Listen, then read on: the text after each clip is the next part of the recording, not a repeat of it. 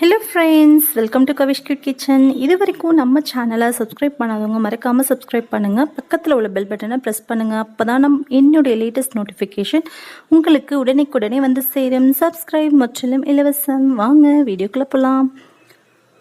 இன்றைக்கி 1K subscriber முடிஞ்சதுக்கப்புறமா நம்ம shift மாற்றினதுக்கப்புறம் இந்த கிச்சன்லேருந்து நமக்கு முதல் சமையல் ரெசிபின்னு செய்ய போகிறது இன்றைக்கி முருங்கைக்காய் வறுவலுங்க. எப்படி செய்கிறதுன்னு சொல்லி பார்க்கலாம். சாம்பார் சாதம், ரச சாதம், தயிர் சாதத்துக்கு ரொம்ப சூப்பரான அட்டகாசமான சைடிஷ். இதை எப்படி செய்யுதுன்னு சொல்லி பார்க்கலாம் வாங்க.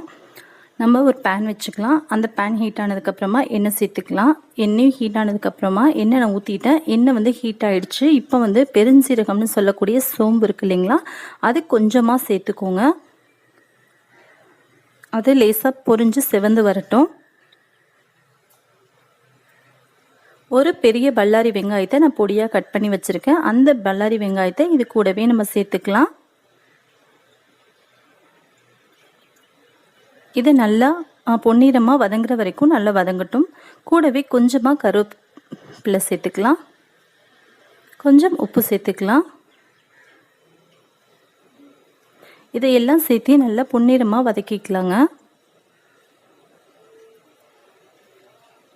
ஓரளவுக்கு லைட்டாக கோல்டன் ப்ரௌன் ஆனதுக்கப்புறமா நம்ம கரம் மசாலா சேர்த்த போகிறோம்.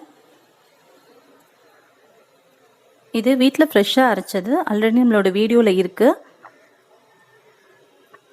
நீங்கள் காரம் பத்தலை தேவைப்பட்டால் நீங்கள் கொஞ்சமாக வரமிளகாய் கூட சேர்த்துக்கலாம். சிகப்பு மிளகாய் தூள் இருக்கு இல்லைங்களா, அது கூட நீங்கள் சேர்த்துக்கலாம். எனக்கு காரம் போதும் இதுவே. ஸோ வந்து நான் சேர்த்துக்கல எக்ஸ்ட்ரா இதுவும். கூடவே மஞ்சத்தூள் கொஞ்சம் சேர்த்துக்கிட்டோம்.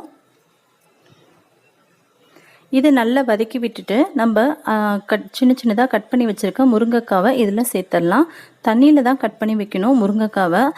அப்படின்னா தான் வந்து உங்களுக்கு ரொம்ப நேரத்துக்கு ஃப்ரெஷ்ஷாகவே இருக்குங்க.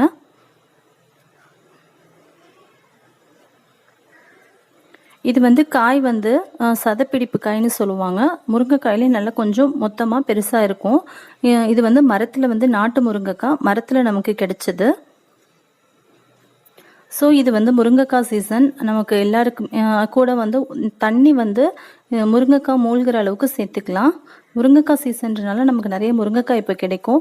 ஸோ சாம்பார் வைக்கலாம், புளிக்குழம்பு வைக்கலான்ற ஐடியா மட்டும்தான் இருக்கும். வறுக்கிற ஐடியாஸ் வந்து புதுசாக இருக்கும். ஸோ அதனால தான் இன்றைக்கி இந்த வீடியோ.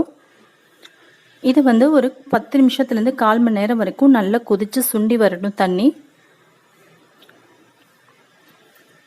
ஒரு 10 நிமிஷம் ஆயிருக்கு. இன்னும் ஒரு 5 நிமிஷம் வச்சோம் அப்படின்னா எல்லா தண்ணியும் சுண்டி காய் நல்லா வெந்துடும். இப்போ பாருங்கள், ஓரளவுக்கு வெந்திருக்கு. அவ்வளோதான். உள்ள தண்ணீர் எல்லாமே சுண்டிடுச்சு. நம்ம வேறு பாத்திரத்துக்கு ட்ரான்ஸ்ஃபர் பண்ணிடலாம். ரொம்பவே சூப்பராக குயிக்காக ஒரு முருங்கைக்காய் வறுவல் ரெடி ஆயிடுச்சு. இது சாம்பார் சாதம், ரசம் சாதம், தயிர் சாதம் எல்லாத்துக்குமே சூப்பராக இருக்கும். நீங்கள் ட்ரை பண்ணி பாருங்கள் எப்படி இருந்துச்சுன்னு. எனக்கு கருத்துக்கள் எல்லாத்தையும் கமெண்ட் பாக்ஸில் தெரிவிங்க. ஓகே ஃப்ரெண்ட்ஸ், பொறுமையாக பார்த்து உங்கள் அனைவருக்கும் ரொம்ப நன்றி. இன்னொரு ரெசிபியில் மறுபடியும் சந்திக்கிறேன். தேங்க்யூ ஃபார் வாட்சிங்.